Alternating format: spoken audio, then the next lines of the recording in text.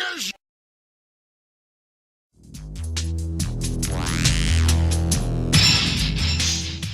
Rob from Rob's Gaming Network and Plum Otaku present Real Grade 1144 MS06F Zaku 2. The Real Grade line is something I've been looking forward to since hearing about it. Bandai, for Gundam's 30th anniversary, decided to release a new line of Gundam model kits. They came out with the Real Grade RX-78-2. The entire purpose of the Real Grade line is to offer master grade quality kits in 1144 scale for a reasonable price point. Before shipping, that means paying about $25 for one. I've always been a fan of the inner frames in master grade kits, and I love the engineering as well as posability and articulation. I picked up two Real Grade kits to start with, the Zaku 2 and the Gundam Mark 2 in Titans colors. And in hindsight, it really wasn't the best choice on the Mark II, because I ordered my Perfect Grade Mark II after I ordered the Real Grade Titans colors for the Real Grade, so I'm stuck with it. I haven't decided whether I'm going to paint the Real Grade the AU colors or just stick with the Titans colors.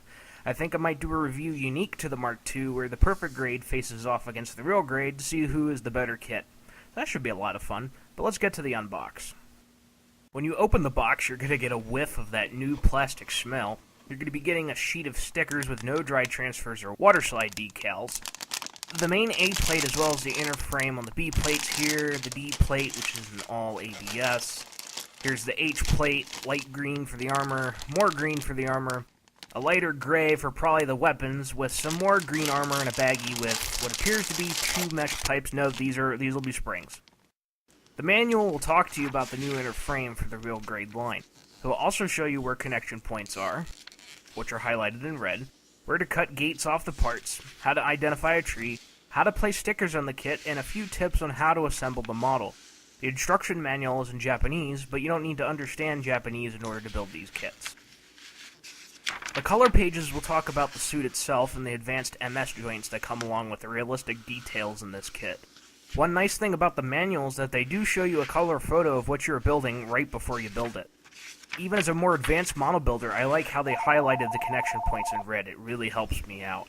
I do have one complaint that I will address here. I like it when the plate letters are outlined before the build. But since there's only 9 plates, I guess it isn't too big of a deal. There is a remedy to this problem, but it involves scanning the instructions for your subassembly and noting which plates are called out through part numbers. Unique to the Zaku 2, the instructions will have you place some of the parts inside of the hose rings on the F plate and then snip them off.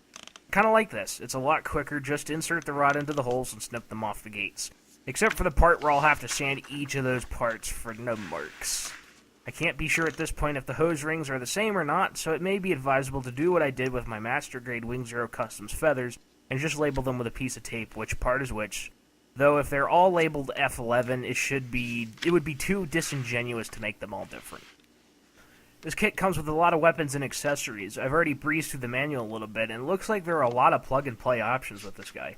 Another thing I like is how Bandai tells you to cut the inner frame off of the B plate.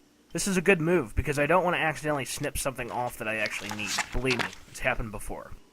On the back of the manual is a color schematic of where the decal should go. If I didn't know any better, all of these stickers probably mean that Katoki Hajime probably had something to do with this line. I like his work. I probably won't apply all of the stickers, but I do plan on adding quite a few. The best way to apply them is to a clean surface, apply them with tweezers, and then apply a gloss coat. From there, you can apply your matte. The colors vary on many of the parts. It looks like you'll be getting 4 shades of green and 3 different shades of gray. I plan on painting 3 of the green shades the same shade of green that I select, but use a darker green for the chest and the lower waist, as you see. It appears that there's some black on here as well, but it's not quite a full black and it's not quite a gunmetal. Looks like we'll need to mix in between. I'll have to soften up the color when I go to paint it. So that wraps up my look at the unboxing and the manual. Next time, we're going to look at the individual parts and see if the Real Grade line really does trump its high grade cousin. See you then.